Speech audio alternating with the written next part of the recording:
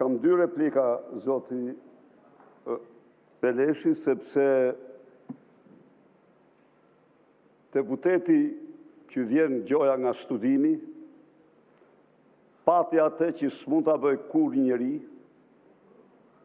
të trillohet dhe të shpift të atriboj atë që se thash kur.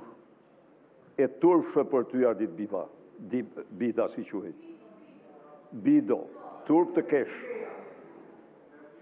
Turp të të vi, falsifikator.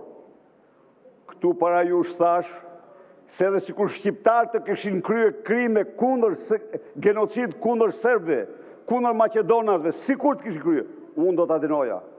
Genocidin, vrasjen për çështje etnike, është krimi më i dënueshëm, më i shëmtuar. Nuk thash kur se ka ndodhur.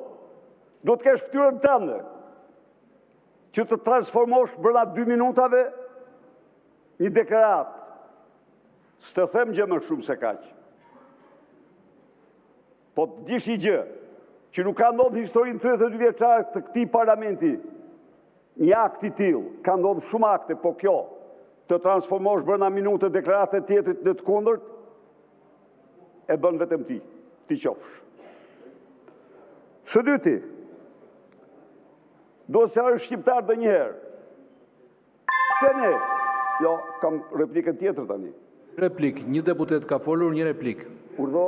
Ju lutem, mbaroni fjalin.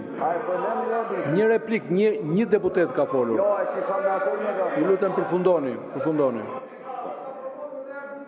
Tani, së dyti, pse unë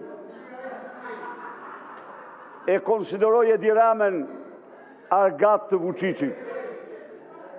Pse e konsideroj argat të Vučićit?